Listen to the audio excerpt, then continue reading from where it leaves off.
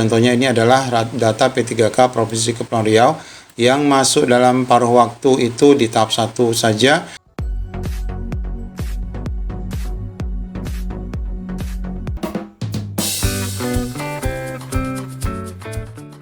Assalamualaikum warahmatullahi wabarakatuh. Apa kabar rekan semuanya? Wabil khusus rekan-rekan yang masih mendapatkan status R3.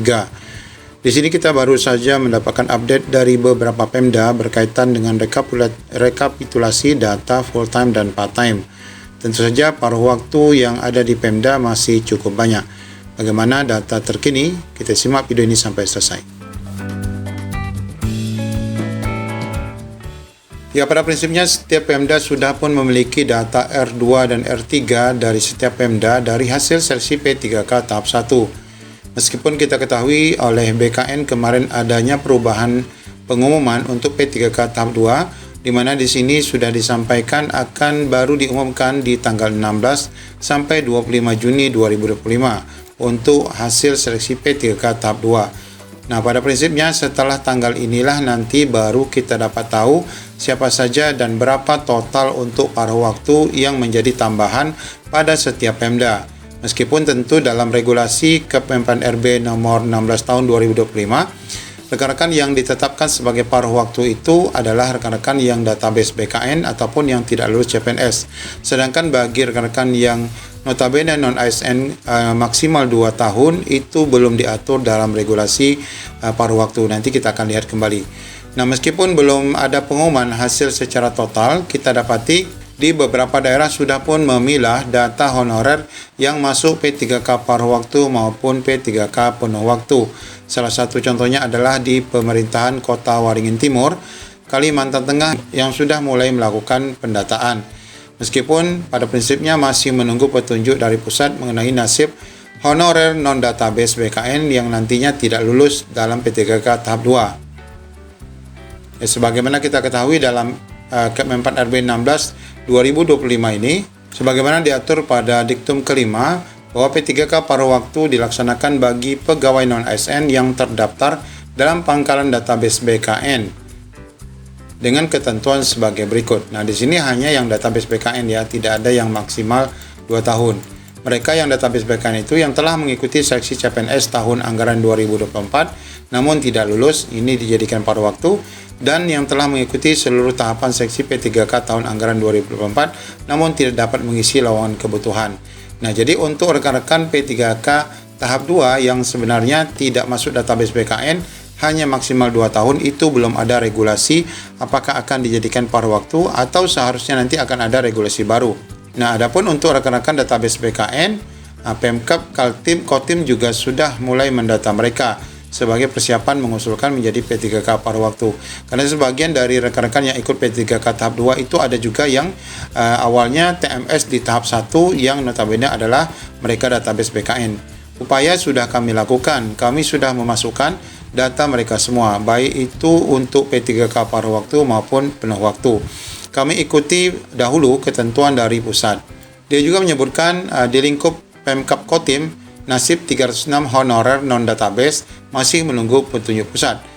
Nah, ini yang mereka yang 2 tahun ya.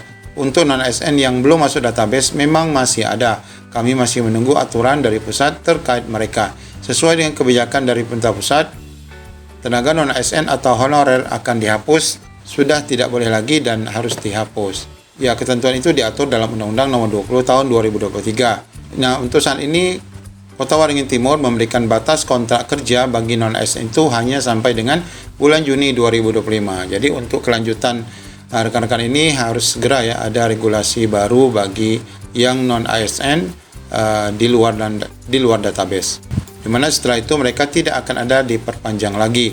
Nah, selain di Kota Waringin Timur ini juga kita lihat honorer yang tidak masuk database BKN ini di daerah Mataram ya, di mana jumlah pegawai non-ASN atau honorer di lingkup Nusa Tenggara Barat ini masih mencapai 9.440 orang.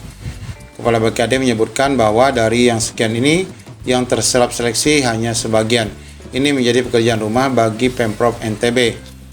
Bagaimana bisa mengakomodir dalam status P3K, di mana dijelaskan bahwa untuk mengurangi jumlah tenaga non-ASN ini dari 9.000 itu telah mengikuti tahap 1, tahap 2. Namun pada tahap 1 saja yang dinyatakan lulus itu hanya 297 karena formasinya hanya segini, yang ikut 5.700-an. Dengan demikian yang mereka menjadi paruh waktu adalah 5.484. Sedangkan untuk tahap 2 dari 3.958 itu ada juga yang tidak hadir sebanyak 56 orang. Ya jelas Bapak Ibu, formasi diusulkan sedikit ini memang masalahnya pada biaya ya. APBD yang sangat sedikit di NTB ini, sehingga usulan formasinya tidak dapat mengakomodir ya, sejumlah honorer yang ada di sana. Ya, di dalam hasil paparan Komisi 2 dengan beberapa kepala daerah kemarin, kita sebenarnya sudah dapat melihat juga data-data yang sudah dipaparkan oleh kepala daerah. Contohnya ini adalah data P3K Provinsi Kepulauan Riau yang masuk dalam paruh waktu itu di tahap 1 saja.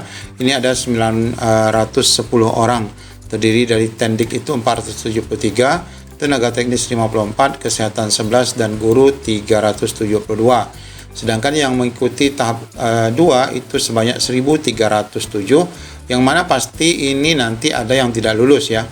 Cuma yang tidak lulus di tahap 2 ini, walaupun dalam gambarannya mereka akan diarahkan kepada P3K paruh waktu, namun regulasi untuk menjadikan mereka paruh waktu belum diterbitkan pemerintah. Sehingga nanti jumlah paruh waktu kalaupun nanti akan diakomodir semua pasti akan melebihi dari jumlah yang tahap 1 ini.